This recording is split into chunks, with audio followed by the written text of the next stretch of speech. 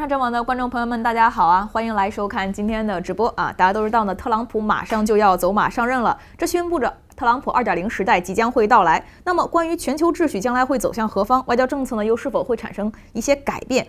中美之间的关系要如何去推进，以及未来在美国优先的指导政策之下呢，美国会再一次变得真正伟大吗？今天呢，我们非常有幸请到了上海外国语大学的杰出教授黄静老师这也是我们的老朋友了，以及美国经济学家大卫戈德曼。今天呢，在直播中跟大家一起谈一谈，前瞻一下关于特朗普上任之后可能会有哪些变化。现在呢，我们将镜头交给黄老师。Before that, may I just ask you a very simple question? What's your view, overall view of Donald Trump? I mean, to the world. Well, I think Trump is a big positive relative to the previous administration. You think so? Yeah, absolutely. America First is also an America that focuses on its own problems as opposed to trying to remake the world in its own image.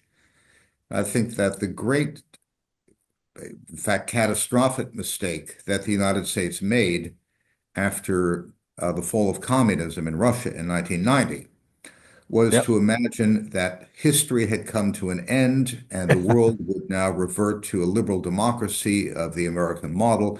And all we had to do was conduct a few military expeditions and a few color revolutions in order to nudge it in that direction. As Marco Rubio said yesterday in his confirmation hearings, this was a delusion. And I think the fact that Trump and his team, for example, Senator Rubio, understand that it was a delusion is an enormous change for the better. Now, working out what America's role should be in a world in which we don't write the rules, which is not the end of history, a multipolar world, is a difficult issue for us, and it will take us quite some time to adjust to a different world and understand what our role should be. So I expect a lot of trial and error, a lot of improvisation, and any number of errors, but I don't expect errors on the scale of the Iraq War, the Afghanistan War, or indeed the Ukraine War. Trump has said in public several times that the expansion of NATO provoked the Ukraine War. In other words, he has attributed at least some of the blame for the Ukraine war to the Western side and not exclusively to the Russian side. That's a breakthrough because if we're going to have peace, we have to understand that everyone has responsibility for the problems and responsibility for the solutions, and there have to be compromise. That's very different from Biden, who believed that the Ukraine war would lead to regime change in Russia and said so publicly. I still remember that's March 26, 2022. He said in Poland, he said this man has to go and he cannot stay in power. In fact, the whole of the American foreign policy establishment publicly and privately believed that the Ukraine war would lead to the end of Putin's regime in Russia. And of course, which is a delusion. Of course, it did not come true. Right. So and I agree. And I think that one of the problem, I think, started from Clinton administration. They believe they can Americanize the world. The so-called globalization for Clinton's people is this. I know them well, and is that they not only have a globalization of market economy, but also have globalization of value, the so-called universal value, and also globalization of democracy. Huntington wrote this book called Three Waves of Democratization. All three globalization, especially the globalization of value and the democracy failed miserably. That's why they have color revolution, Arab Spring, and so forth. But only one globalization which have some success in terms of which perspective you're talking about. I mean, the globalization of economy. But exactly on this part, that's really that Donald Trump want to undo. I think not another issue. But right now, there are some scholars and which I, to a certain degree, agree with, is that Donald Trump wants to return to Jacksonism. That is American first, started from President Jackson in 19th century, and we know that after World War II, the mainstream in U.S. foreign policy is a Wilsonism, which means that the United States, as a state in this big island called America, we have to establish a U.S.-led alliance system to support the so-called U.S. leadership or U.S. hegemony. And actually, globalization, as a globalism, is based on this Wilsonism, but now it's a total reaction against that. But having said this, there are people who argue that if United States quit from the so-called globalism or from Wilsonism, go back to Jacksonism, it's called New Jacksonism, then what about the so-called international order? Especially what about a transatlantic bridge? I was in Europe a few months ago. They were kind of like end of the history, indeed the end of history, end of day, that the transatlantic bridge will be damaged or even collapse under Trump administration. It really depends what we do. What's the impact of that? Remember, I forget which British diplomat said that the purpose of NATO is to keep the Americans in, the Russians out, and the Germans down. The United States has to come to the conclusion that we are better off with partners instead of puppets. And the Ukraine war put us in a position where we used all of our resources to arm twist European politicians into supporting a policy which was against Europe's interest. The lack of access to Russian gas is destroying German manufacturing. The energy-intensive side of German manufacturing has shrunk by 20% in the past 3 years. And it would mean the end of Germany as a manufacturing power. So what I hope will happen is that as the patriotic parties, the Trump-like parties in Europe come to the fore, as we've already seen in a number of countries, for example, in Austria, and of course in Germany, also France, maybe. Yes, that we'll see a different kind of transatlantic partnership where there will be more independence of action on the part of the Europeans, but we'll still be good friends and we'll do a lot of things together. Yeah, but Sorry, go ahead. The AfD in Germany, the Alternative für Deutschland, or Alternative for Germany.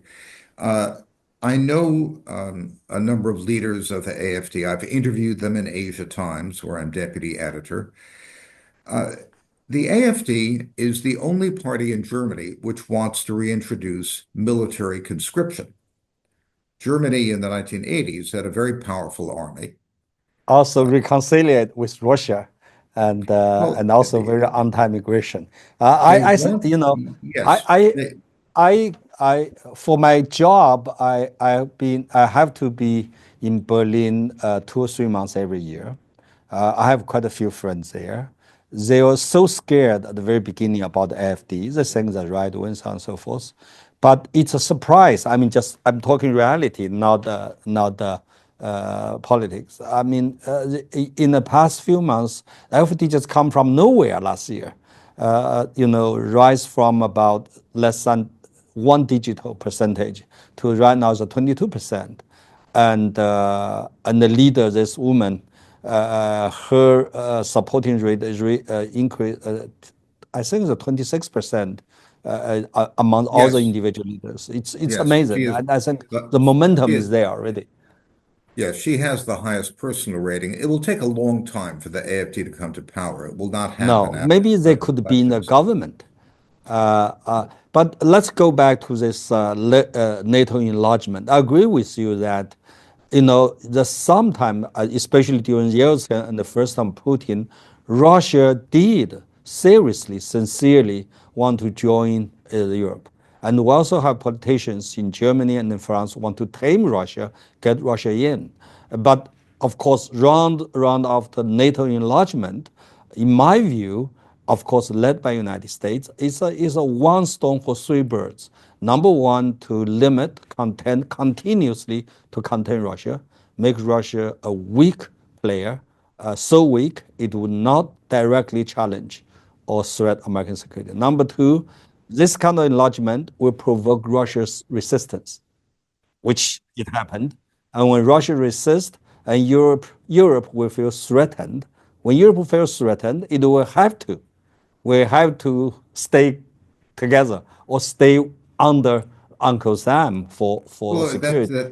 exactly. I So think that's, I in agree that with you. reason, Americans are quite successful to provoke the war. Let me tell you a story which I know is that when Germany was trying to reunify, all the major powers were against it, except Russia or Soviet Union.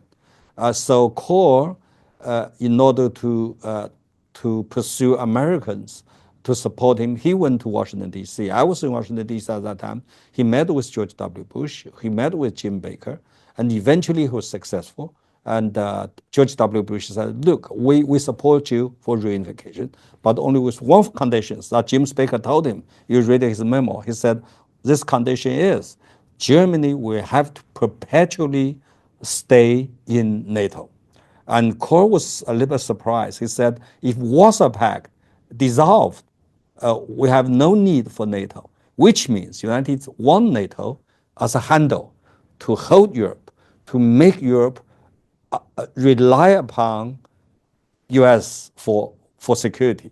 And after that, we see that after 4 or 5 rounds. Another story I know is that I talked to Putin in 2013 at a dinner party. I said, what's a turning point of relationship between Russia and Europe? And he said, the 2008.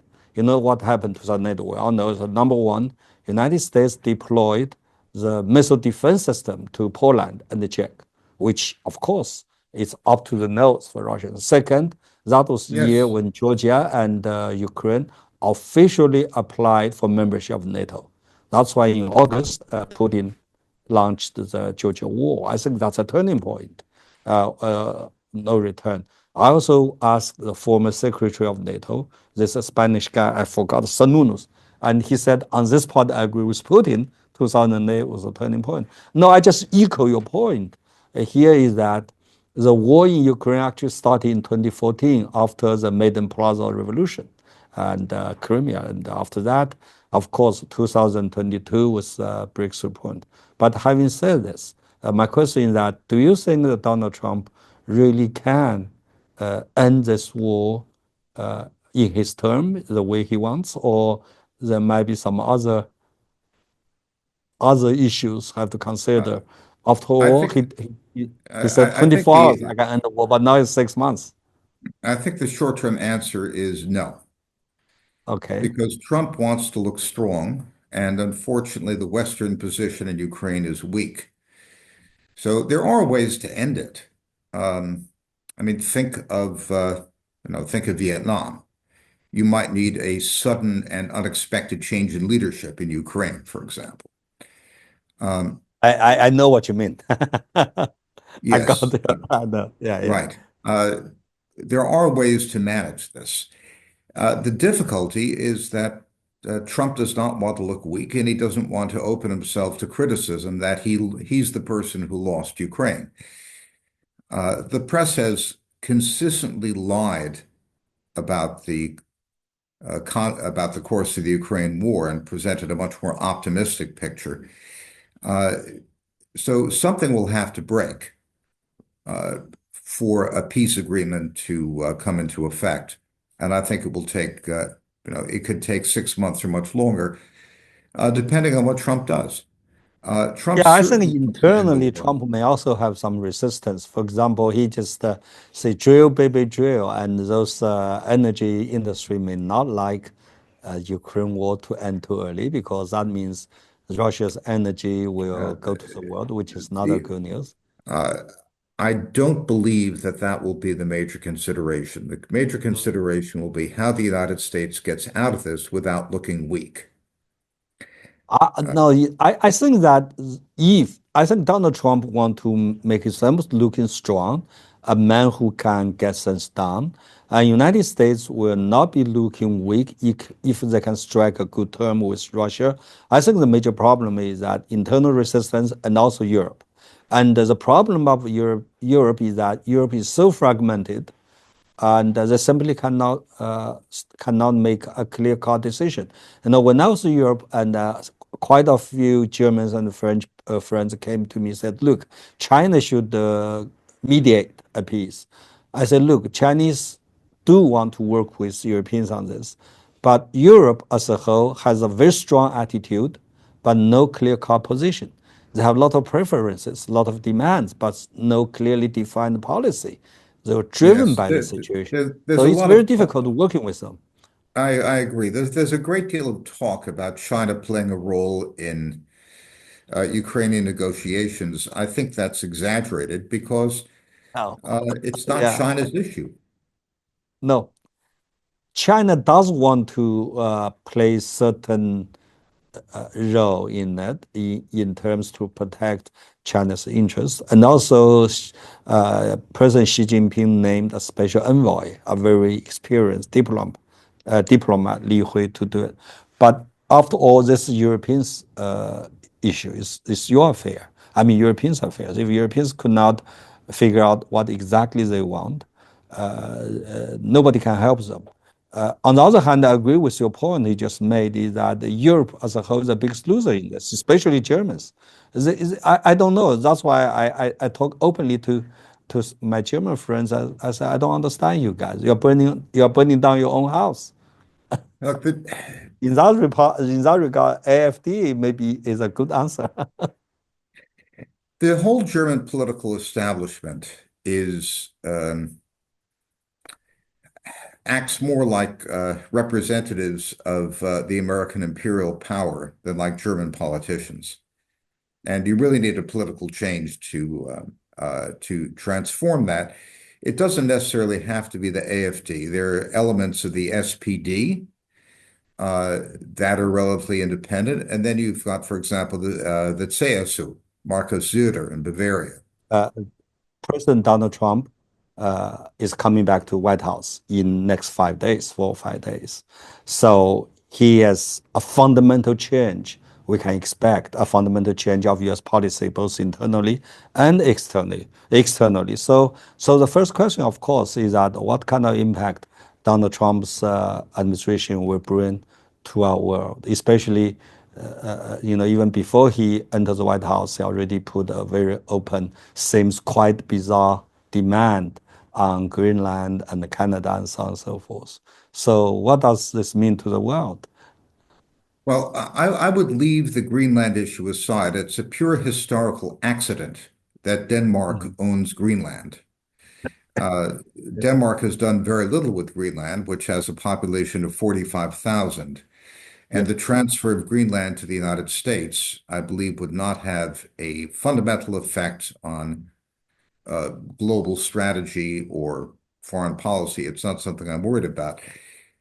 The basic problem Trump faces is the same that any American president would face. The United States now has a negative net international investment position of $24 trillion. That is, over the last 30 years, we've Yep. had a cumulative trade deficit of about $24 trillion, and we have paid for the excess of what we buy over what we sell by selling our assets Mhm. to the rest of the world. In the last 10 years, that's mainly been stocks. We've financed our trade deficit on our tech stock boom. This is not a sustainable situation. There's a famous saying from the economist Arthur Oken, anything that can't go on forever won't. So Trump's emphasis on restoring American manufacturing, correcting the trade deficit, is very strong, but any American president would have to confront this. So Trump is trying to do something about this, and that means a different role in the world for the United States and a different kind of American economy. I think there are many things that have to change for Trump to be successful. Trump has Yep. emphasized tariffs. Tariffs alone, I do not think will be adequate to accomplish what he wants. There are other things that have to be done. But we've come to an historical turning point where the United States simply can't play the role in the world economy that it has for the past 30 years. Yeah, but United States has been, yeah, I agree with you that we'll start to turn the situation around. No country, especially United States, can suffer such a large trade deficit with such piling debt, $36 trillion. Just think about interest. But we know that United States as a hegemon ever since, okay, 1991, or you can argue since 1945. But this kind of hegemony is actually based on a kind of alliance system led by United States. That's a foundation, especially the so-called transatlantic bridge that the U.S.-Europe alliance that only support United States to win the Cold War, but also has drive the so-called Wilsonism to such a height. United States have this policy or strategy called globalism, want to Americanize the entire world, started from Clinton administration. But now Donald Trump doesn't want all of this, especially the transatlantic bridge. He began to even want to withdraw from NATO. So if that's the case, then what's next? Because we do know the transatlantic bridge is not only the foundation for U.S. hegemony in the past 4 decades, but also is a foundation for the so-called liberal international order. If this is gone, what kind of world we're going to see? Well, I think that America's alliances in Asia with Japan, South Korea, and Australia are also extremely important, equally important to the alliance with Europe. But a lot of the damage to American influence in the past 2 decades is self-inflicted. We had a vision that history had come to an end and that the world Yeah, would adopt a Fukuyama's liberal words. democratic Yes. order after the fall of the Soviet Union. Marco Rubio, at his confirmation hearings yesterday, described this as a delusion. And I think this change in attitude on the part of the Trump administration is fundamental and is of great importance. Uh, Take Rubio, for example. In September, Rubio published a 60-page report on China's economy entitled The World China Made. And Rubio is a very strong critic of China. He's certainly not a friend of China, but the report says China has essentially accomplished everything that it set out to do. Yep. It had an ambitious policy of technological transformation, and it has executed that policy successfully. And it's established its supply chains around the world in a very impressive way. So I think Rubio's acknowledgement of China's success, despite his very strong criticisms of China, is an extremely important development. Because one of the corollaries of our delusion about American superiority is that no other system could succeed. But if we admit that China has accomplished what it set out to do since Xi Jinping came into power in 2012 with the Belt and Road Initiative, with the Made in China 2025 initiative, we have to realize that China is there to stay, and we have to live in the same world and find a way to do that without killing each other. Yeah, we are going to come back to U.S.-China relations later on, but now I want to stay still on this United States and the global order. We know that what really get United States and Europe together recently is this Ukraine war. Now President Donald Trump said, first he said, I'm going to end it in 24 hours, but now it's 6 months and so forth, so on and so forth. But I understand that we have different explanations or narratives about how war started. On the one side, said, okay, it's pure Russia invasion, aggression. But my view is that I think the war started long before 2022. I think you agree with me. It started in 2014 in Maidan Plaza revolution, so on and so forth.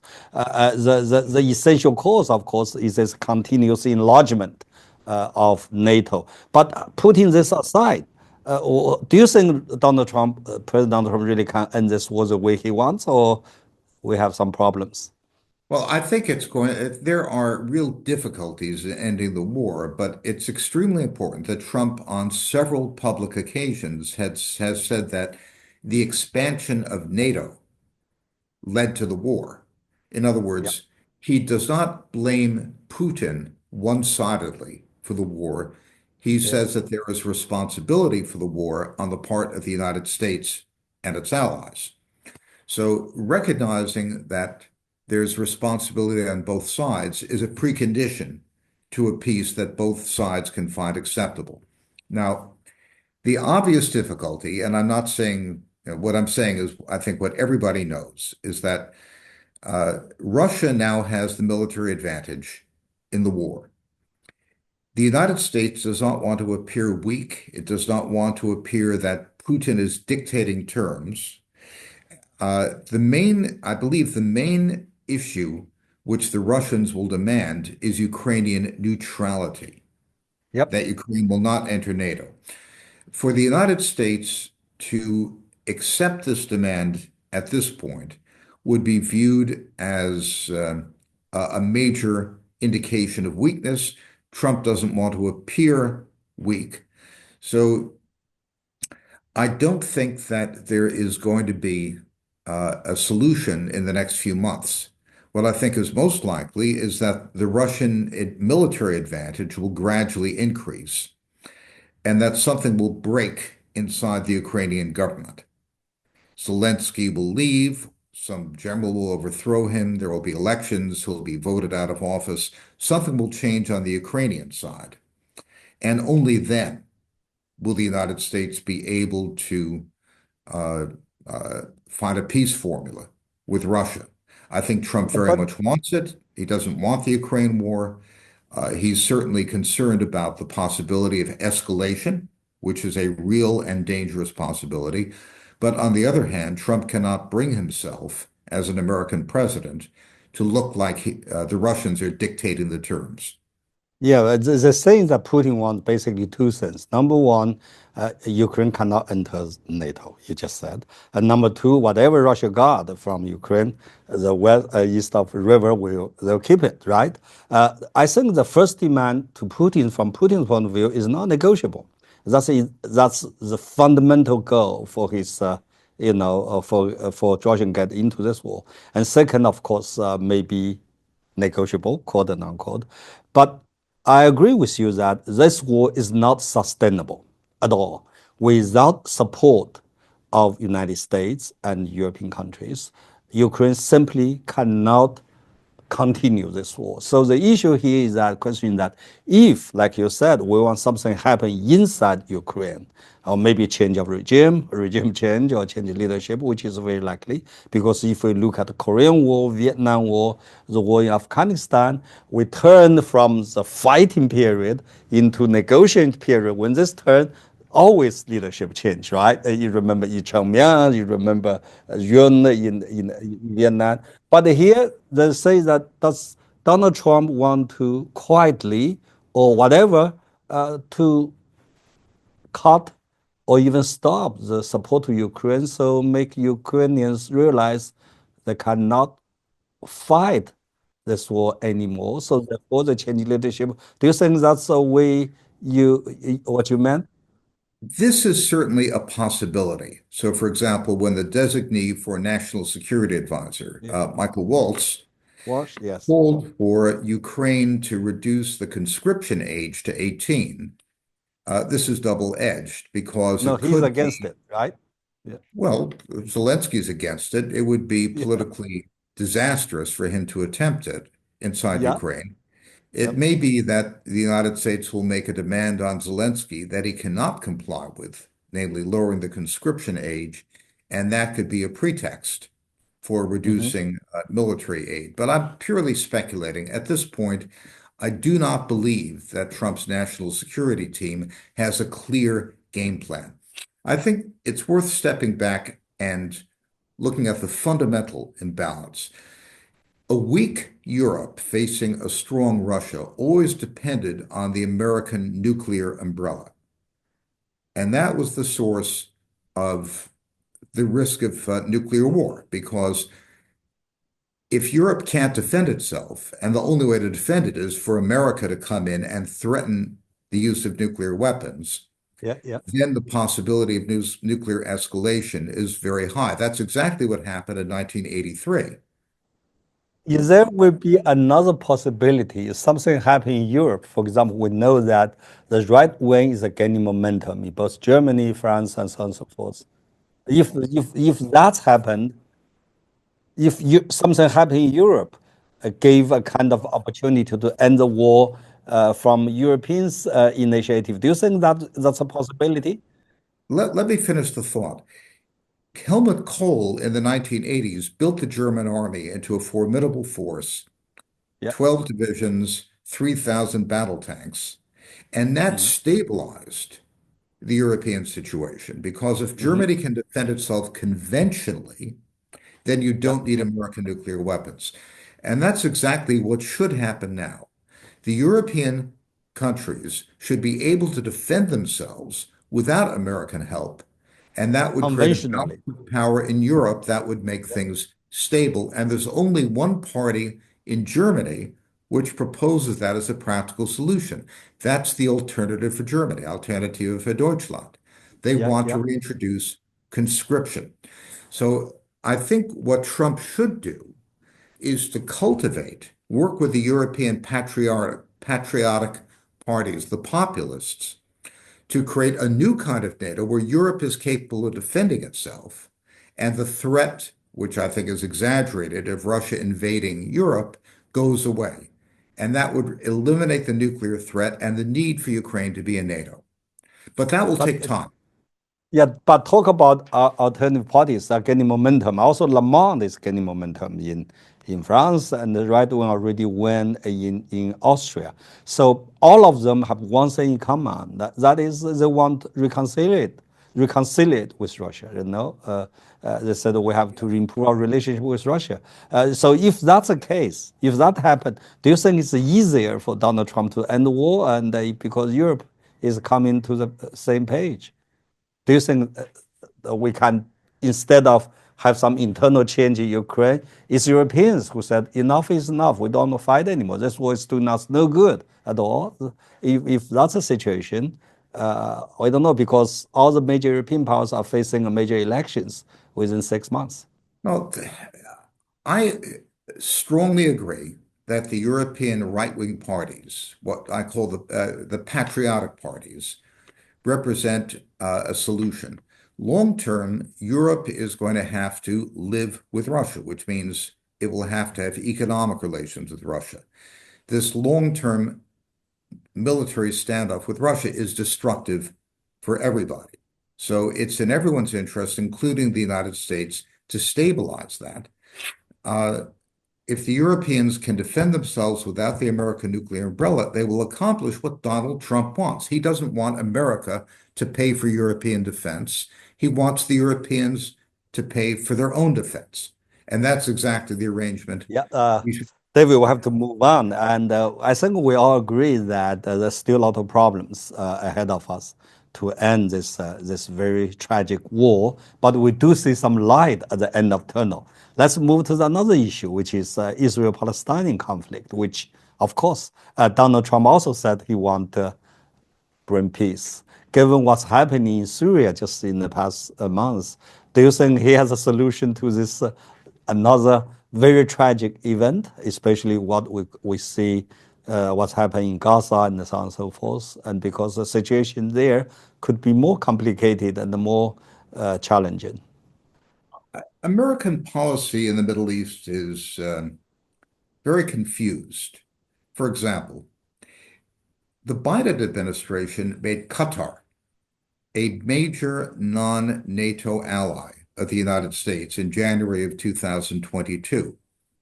Qatar was the major financier of Hamas, and the latest Yeah. crisis in the Middle East began, as we all know, on October 7th of 2023, when Hamas launched an attack um, on Israel, which killed more Jews than on any day since the Yeah, and Holocaust. also hold a lot of hostages, civilians. Yes, so Hamas created atrocities, and Qatar um, continued to host Hamas in Doha. It imposed no penalties on Hamas. I think Qatar is something of a rogue element in this. And I also believe that the Syrian coup by the Hmm. HTS guerrilla group involved Qatar and the same sort of Muslim Brotherhood radical Sunni elements which were active during the Syrian civil war. So I think the United States has to clean out some of the debris left from the Biden administration and have a clear policy. Um, Turkey needs to be brought into the security architecture. That means the United States has to have an agreement with Turkey about the status of the Kurds in Syria. Uh, our support for the Kurdish militias in the Northeast has been, let's say, an existential risk to Turkey. And we have to have a clear policy as to what we're doing. We have to have uh, a clear view of cleaning out radicalism. So, and we have to find a way to uh, convince Iran that it should try to develop itself as a nation state instead of being the core of a new Shiite empire. I No, think that Iran empire has is had, collapsing after Syria. It's yes, Iran has not done terribly well. yeah. We also have to acknowledge that China is going to have a more important role in the Middle East because the Belt and Road Initiative is a very important factor long term. But China did, I think, achieved quite substantially. China mediate the reconciliation between Saudis and Iran, which is, in my view, historical achievement. And also, China just a few months ago mediate a kind of negotiation between the factions, or 14 of them, in Beijing. And of a Palestinian issue, and China is also trying to embrace the Gulf countries in the Belt and Road Initiative. But the situation here seems to be more complicated. I agree with you. The Biden administration's policy towards the Middle East is very confusing, either in Syria or Israel and so on and so forth. But the fundamental question is that to what extent the Donald Trump administration can bring peace to that region, can stop the tragedy in Gaza, can also handle this mess in Syria. And as I understand, it looks like the three-dimensional. It looks from what President Donald Trump said. Number one, to continue this extreme pressure on Iran. Number two, to give Netanyahu government full support. And number three, try to bring the Saudis back to the table. And last but not the least, to give Turkey a kind of role to play. But putting all this together, we see some holes in it. I don't, for example, to what extent the American government will continue to support Netanyahu's extreme policy in the region.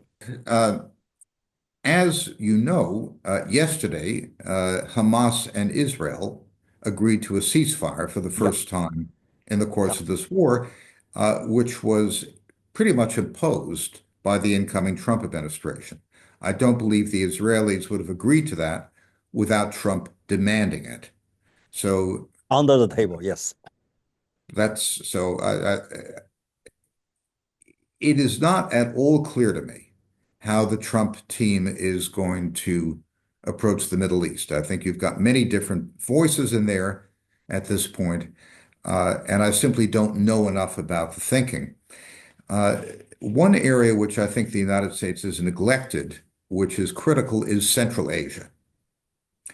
China has been extremely active, as you know, in Central Asia in building infrastructure, and its partnership with Turkey has increased. Its partnership with the Gulf states has increased. This is critical because Central Asia is a growing population. Its labor force will double this century. Iran and Turkey are shrinking.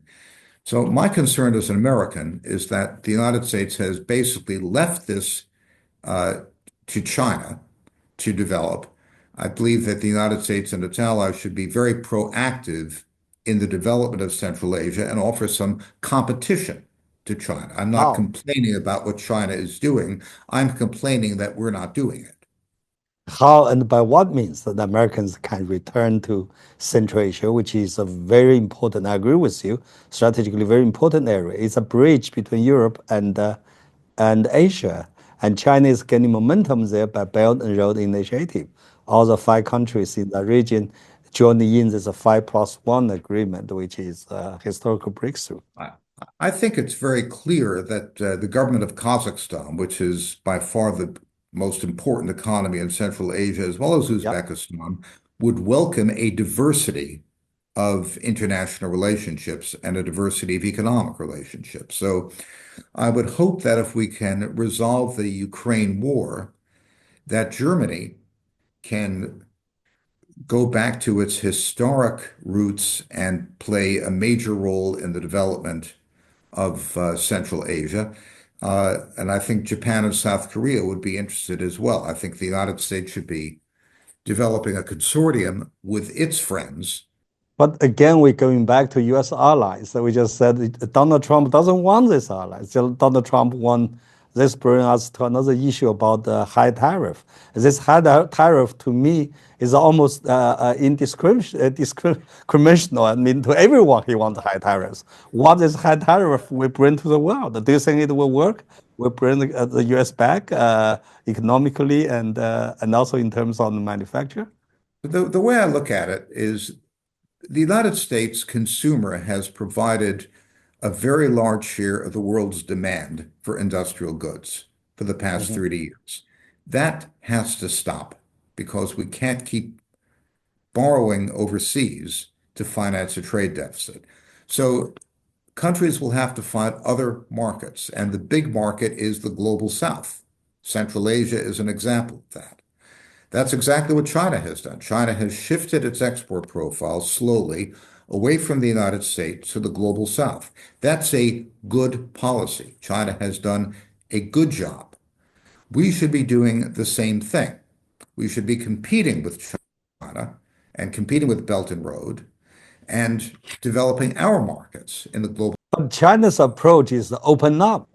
Yeah, it's try to promote this globalization and the economic integration. But Donald Trump is doing the other way around. He wants high tariff, want close the door.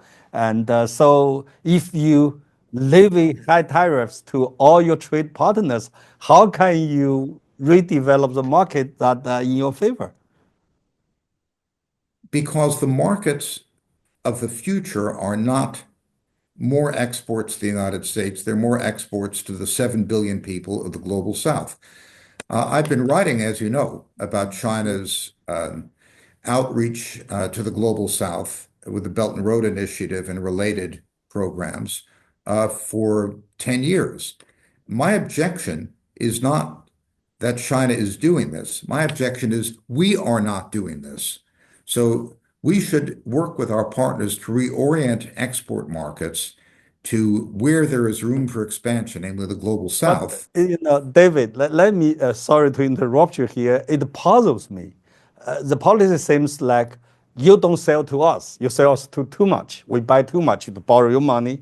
So we have a tariff so that you can now dump your stuff into our market, but buy Americans. But the problem is that if you levy high tariff to others, others might very likely retaliate to have also the high tariff on you. So therefore, how can you open up their market?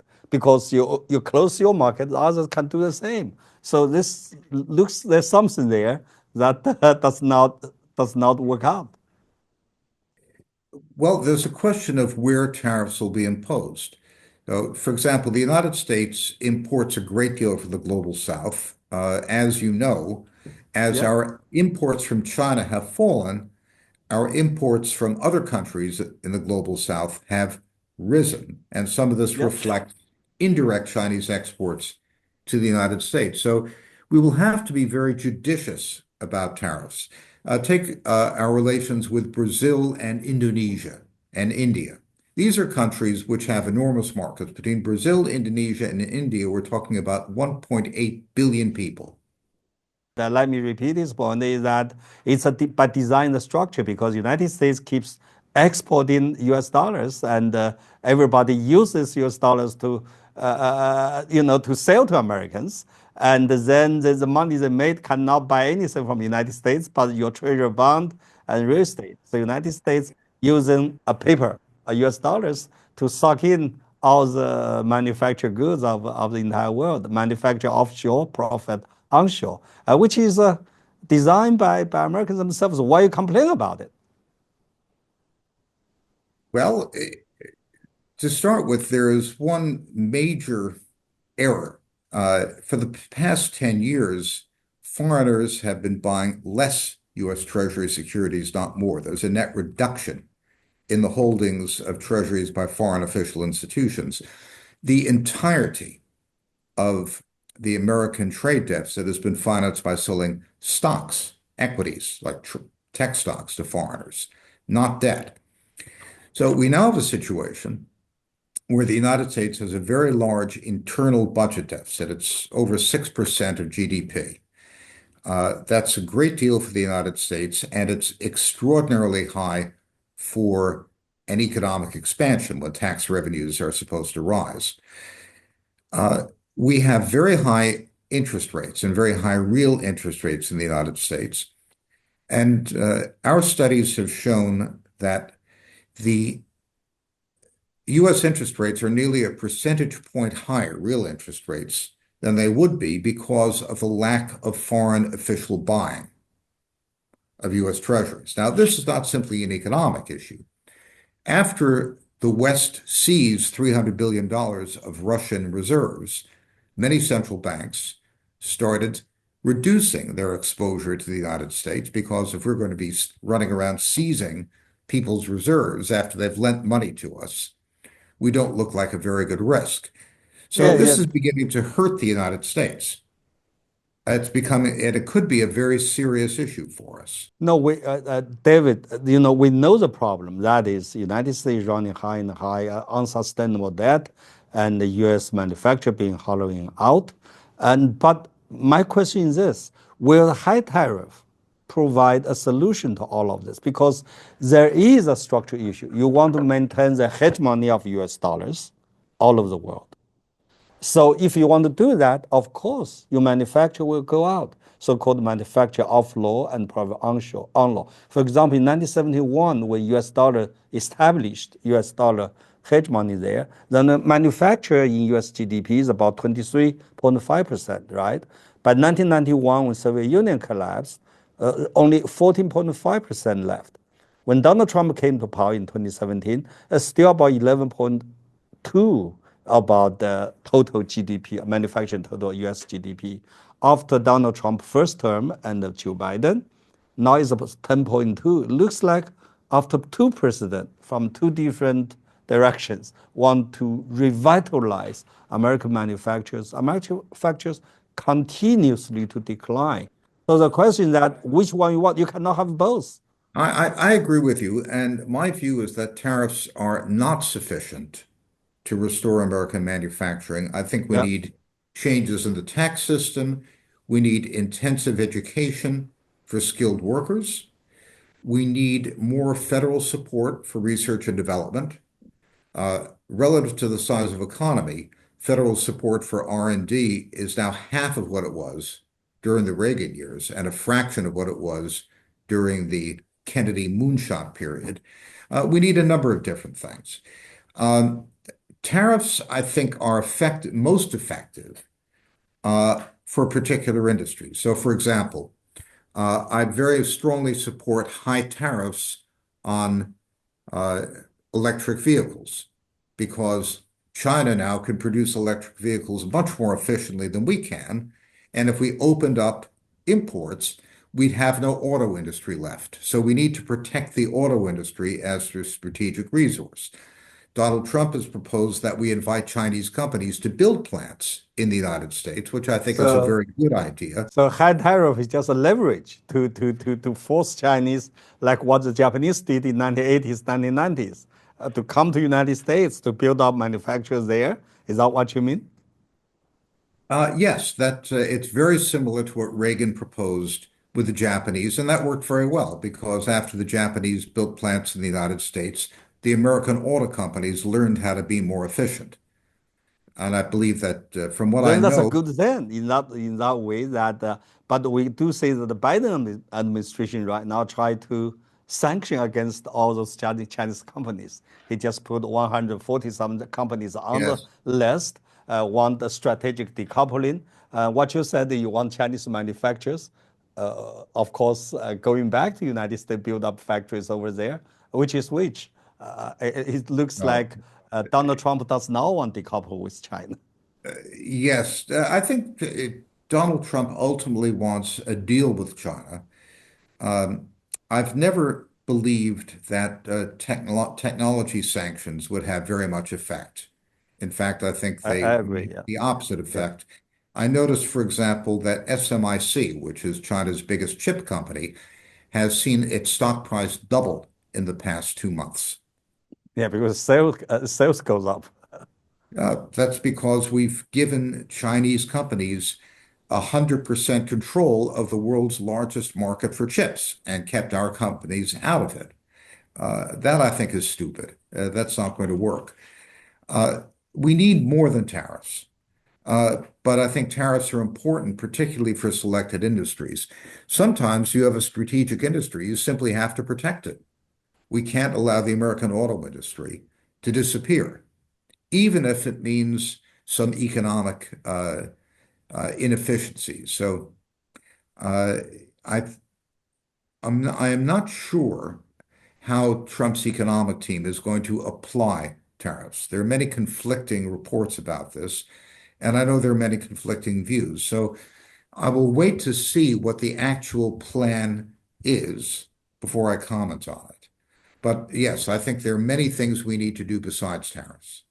So he just used high tariffs as a campaign instrument, or just use it as a bargaining chip to get what he wants from China and the other part of the world, so that I we can think, all help the United States to revitalize the uh, manufacturing. remember, it's very difficult to have complex economic arguments during a political campaign. And when Donald Trump Yeah. emphasized tariffs during the campaign, his message was, I want to restore American manufacturing, which is the right message. Now, the details of how to do that are more complicated than simply putting on tariffs.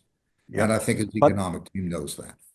But still, like some people argue that if Donald Trump really want to put a high tariff on China and the other major manufacturer power, then the inflation will continue and will do Americans no good. But this brings That, me to another issue. That that, is, because we have to move on, David. Sorry, I yes. apologize for that. No, no, And no. Donald Trump's major, flag is MAGA, Make America Great Again. Like we said, is a fundamental change of U.S. policy and the political momentum from the left-wing liberalism back to right-wing conservatism in that regard. So what will this do? What's the impact will be on U.S. democracy or Americanism? Because we heard a lot of argument. Sometimes this argument very strong and very emotional. Said Donald Trump will undo U.S.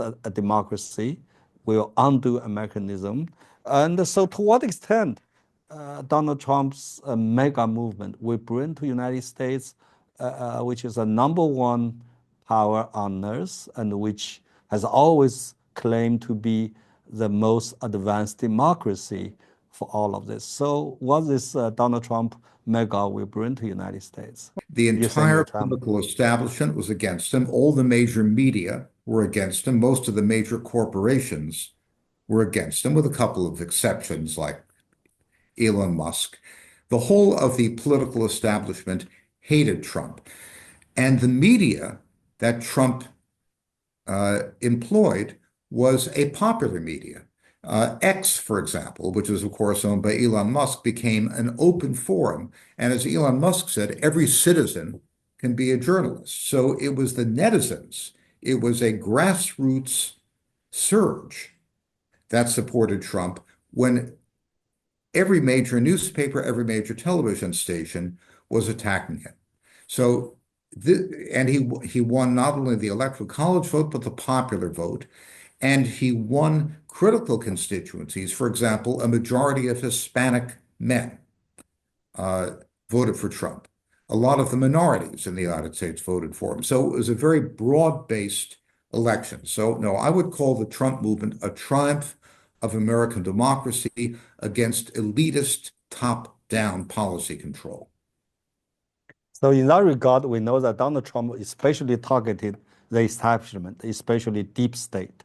And so first, to the people outside the United States, even in the United States, what deep state really means, and why Donald Trump want to launch such an assault against deep state. Does he really mean it? And what the consequences will be? The most extreme example of the deep state is the letter signed by 50 American intelligence officials in 2020, claiming that the story about Hunter Biden's laptop was a Russian disinformation campaign.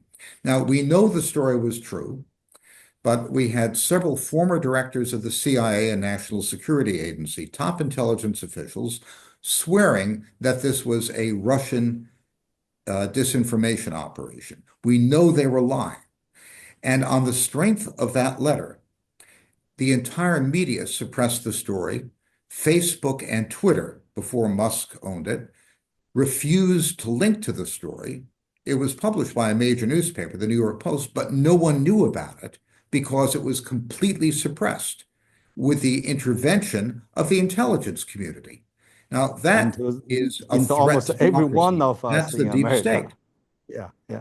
Yes. So when Trump talks about, and Vice President Vance made a very big point about this in a number of media interviews, this is a threat to democracy coming from the intelligence community abusing their special trust and their special access to information to prevent facts from getting to the American public.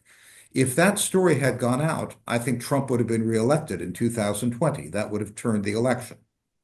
So in that regard, there is a deluge. There is a kind of just mentioned a phenomenon in the past a couple of days. Since there is about speculation that TikTok will be banned, the so-called TikTok refugees come to this red knots we call Xiaohongshu in China. The deluge of them come in. Do you think this is a reaction to what you said, that is Americans are fed up? Ordinary Americans fed up with this kind of control and so on and so forth?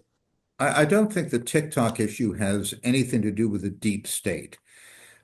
Remember, America has been used to being the dominant superpower, particularly after 1990. We were the only superpower after 1990. The rise of China as an economic and eventually military superpower is a shock to the United States. We have not come to terms with it. So America and American leaders are looking for any action they can take to limit China's power. And I believe that's what motivates the proposal to ban TikTok. Now, whether this is an effective way of limiting China's power is a different issue. I'm an American. I want my country to be the strongest. But I don't think that banning TikTok will necessarily accomplish that objective. But I think that's the motivation. How do you explain this kind of people coming from, they call themselves the TikTok refugee, they get another Chinese app. It's registered headquartered in China. Well, I It's a think kind of hoopla right now. What's yes, that has to do with what you I, said? You think people are fed up with kind of intelligence forces watching over their shoulders? They use their actions to show their kind of no, the kind of I don't believe these things are related at all. People who don't like the establishment media can uh-huh. generally go to X, to Twitter, which is now the public square of the United States. So Yep. everyone I know, everyone involved in policy discussions is on X, including me. Okay. TikTok is more specialized for young people. It's been a very important forum for the European patriotic parties, which have reached out to young people via TikTok. Um, but I think these are unrelated issues. Yeah, let me give you a little bit more controversial, sharp question here. We know that Jim Mattis is a mad dog who used to be Donald Trump's defense secretary in the first term. In his letter he published in July 2020, I believe, he said Donald Trump is a president for division, not for unity. Given the fact we know that the United States as a nation is deeply divided, the division is so deep that it seems irreconcilable. So when Donald Trump come to power, will he be able to overcome this division, or he make United States more divisive and more conflict-ridden? Because division means conflict, you know. So it looks like the people who love Donald Trump, the people who hate him, are equally emotionally strong. No, And this is phenomenal. Do you think Donald Trump can bring all the Americans together, or he I, will really become a president of division, like Jim Mattis said? I am optimistic. Hmm. The historic division in the United States, the tragic one, is racial because of slavery and its legacy. And Donald Trump has appealed to minorities, to African Americans and Hispanic Americans more effectively than any Republican president since really Richard Nixon. So I think his populist outreach to minorities has been very effective. And to the extent he can continue that, he will help to heal the most dangerous and harmful division in American society. There are other divisions, for example, ideological divisions between liberal and conservative, which he will intensify. But the really dangerous division is the racial division, and I think he's made a great deal of progress towards improving that. Yep, but still, I just want the questions in front of us to discuss this, because it looks like to me that the division will continue, especially when Donald Trump's economic and the financial policy seems to be problematic to me at least. For example, we see when Donald Trump comes to power in next 4 or 5 days, we have three highs. Number one, high tariff. Number two, high budget deficit, which has to be because if you want to lower the interest or lower the taxes, as he promised, you have to increase the budget deficit to make the ends meet. And then he want continue this so-called quantitative easing, that is a high supply of American dollars to the market, which all direct to one direction, that is inflation. So how can you handle that? A very important reason for Donald Trump to win this election is because American people are had enough with inflation. They don't want to suffer. And I do think you think that inflation is avoidable, or if it comes, in my view, it will come? How are you going to manage it? I mean, how Donald Trump administration is going to manage it?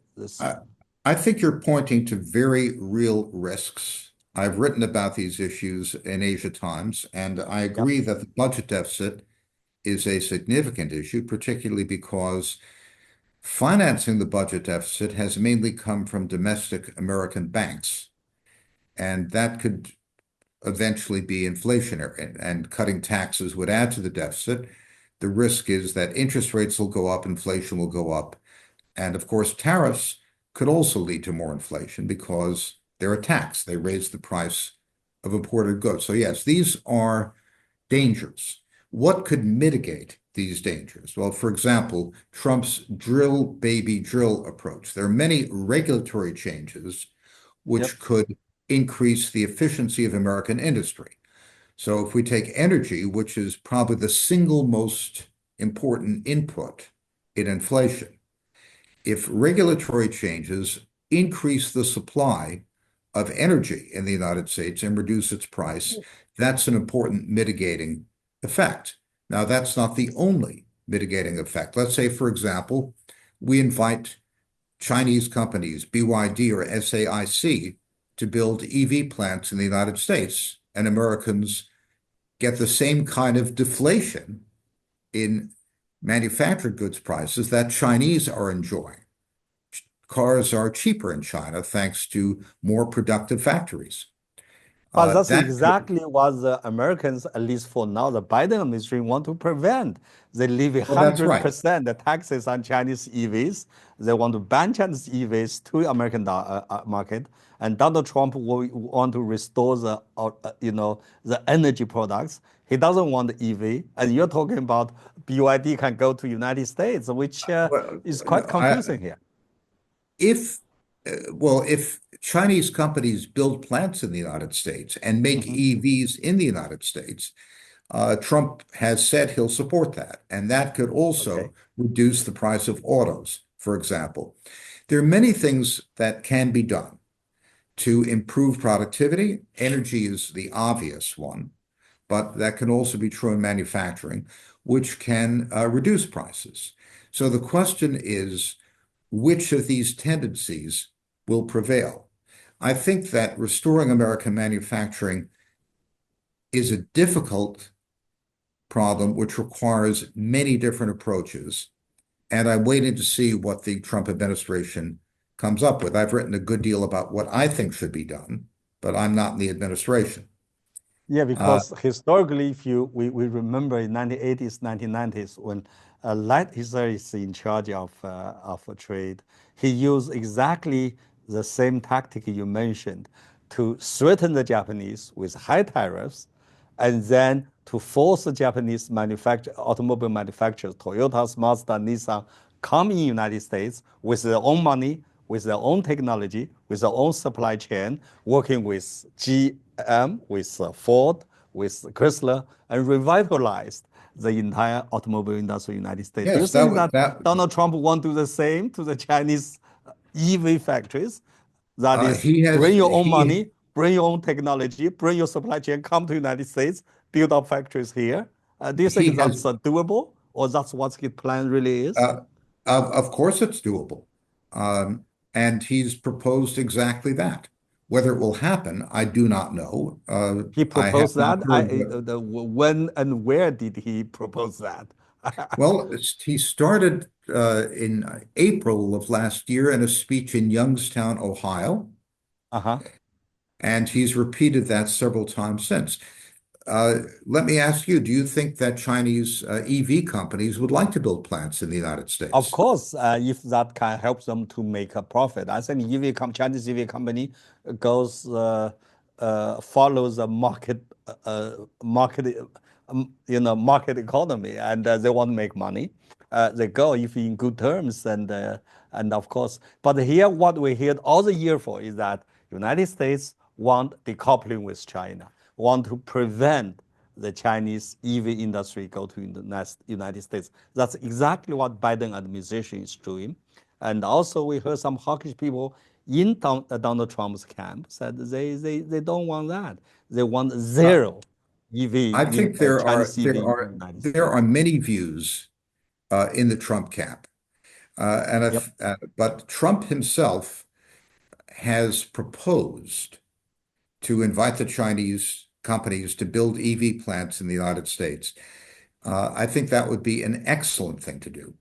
And I applaud him for opening that. And what it shows you is that Trump doesn't hate China.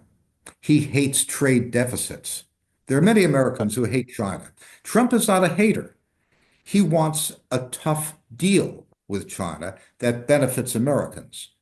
But China ultimately, Trump ultimately doesn't care what other people do in their countries. He cares about what happens to the United States and to Americans. That's Okay, America this first, and that's a good thing. Yeah, I heard you. I heard you. I think the audience here in China would love to hear what you said, and we really hope that since we go that direction, this leads us to the last piece of a discussion, that is U.S.-China relations. Overall, where do you see this bilateral relations will go? Well, Which direction?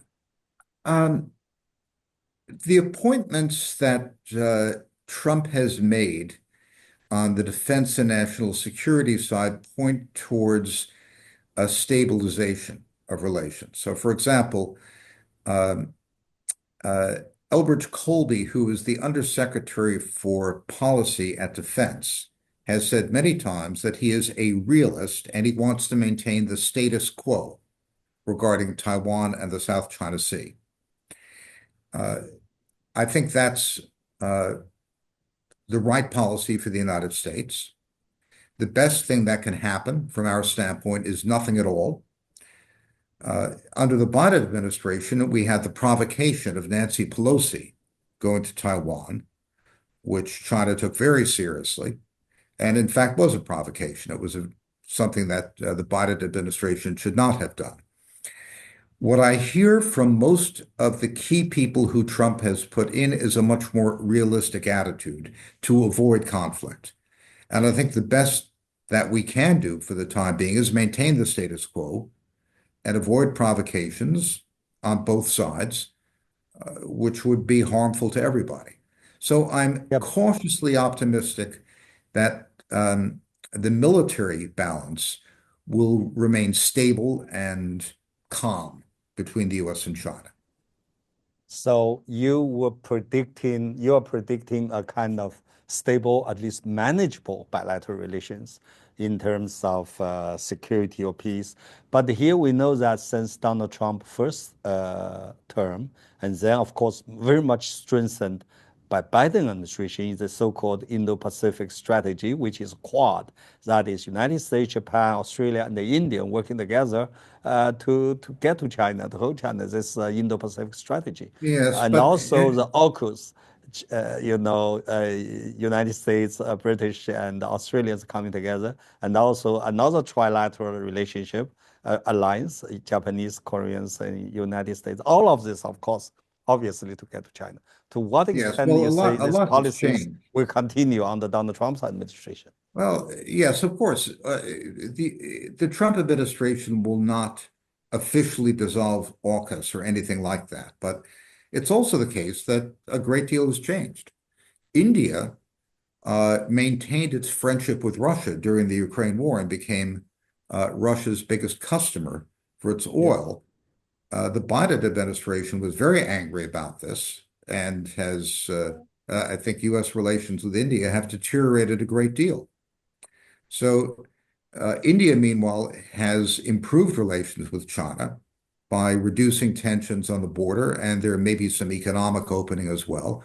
So I don't think India is not an American pawn. India pursues its own interests in whatever way it desires. So, of course, people in Washington will talk about developing alliances to contain China, but the fact is, um, thanks to the stupidity of the Biden administration, America's influence in Asia has declined.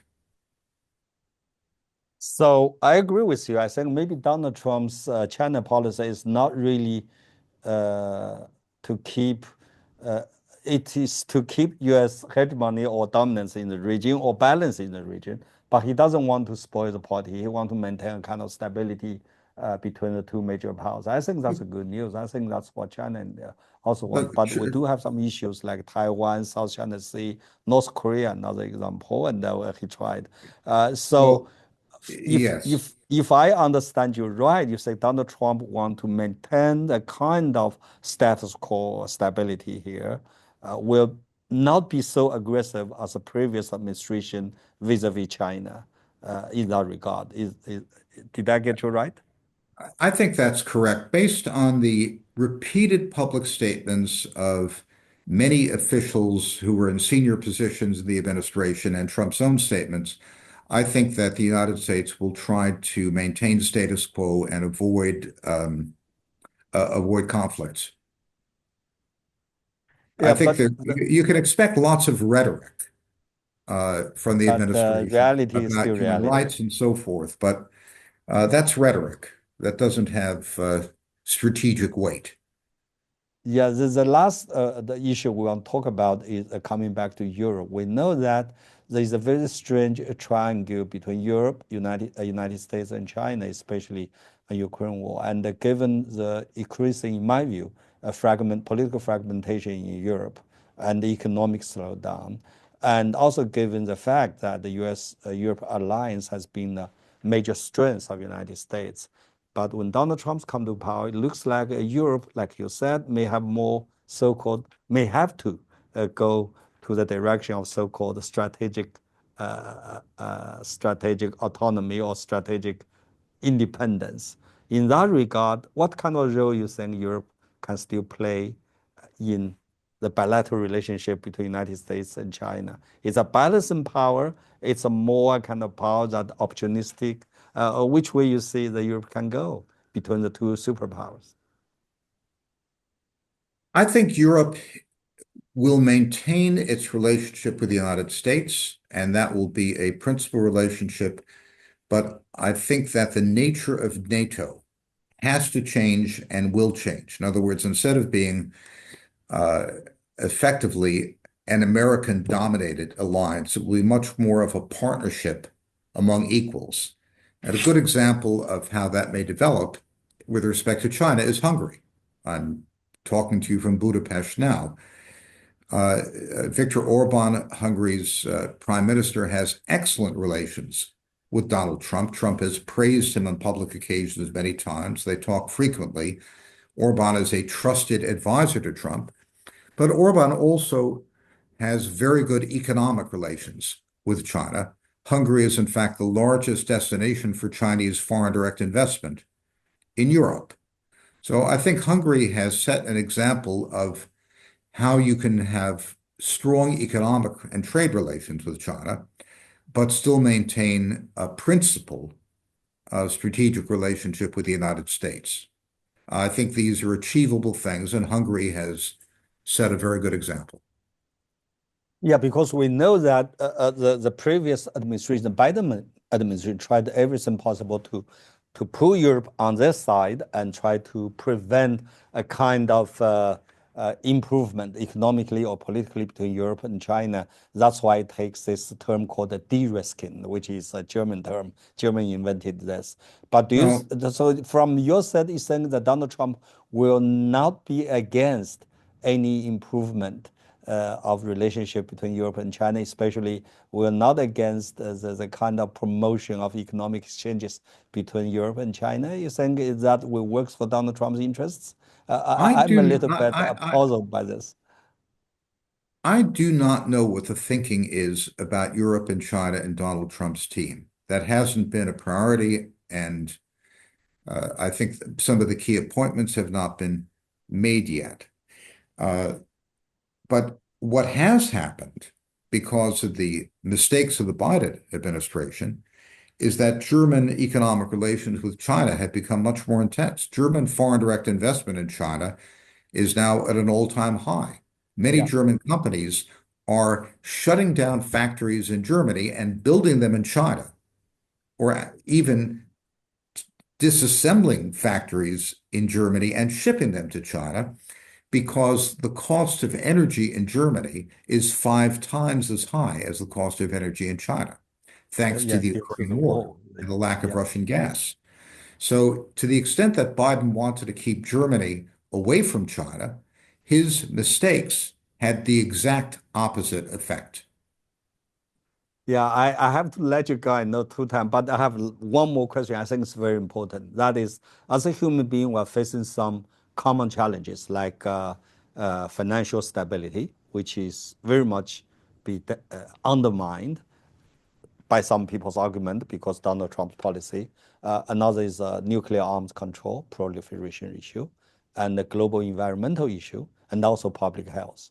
To what extent you think that Donald Trump administration would be willing to go together with Chinese, Europeans, and other parts of the world to come together to overcome those challenges. Right now, looks like Donald Trump doesn't want to be part of it. He wants to be American first. It doesn't have nothing to do with the environmental issue, and nothing to do with public health issue. He wants to withdraw from all those WTO, WHO, and so on and so forth. But we do need Americans to play a part in it. So how do you see the I think future you've in all answered your own those? question.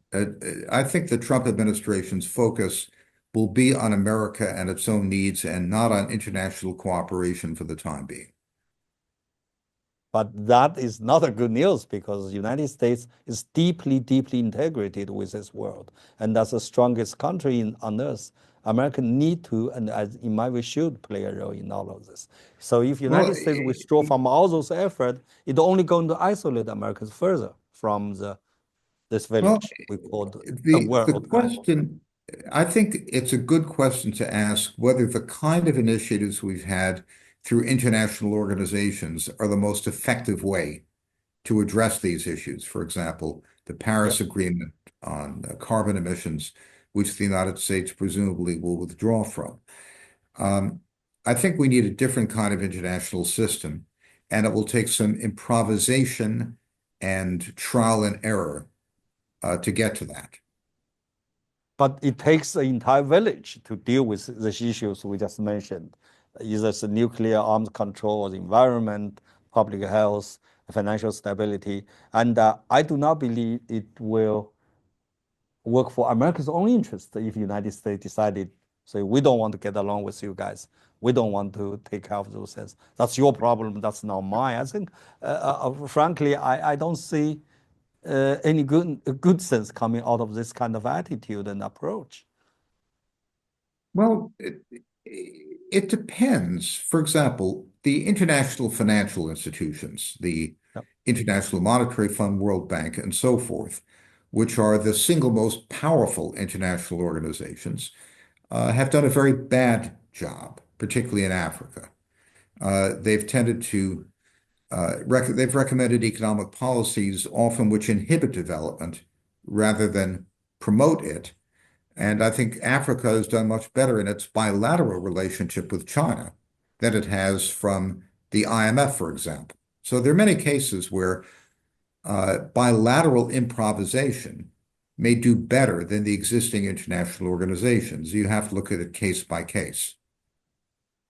Yep. Okay. Thank you, David. 非常感谢大家收看今天的直播啊！特朗普政府究竟会交出一份怎样的答卷啊？这个时间呢也已经很近了，相信呢我们很快就会得到答案。那么今天再见，我们下次再见。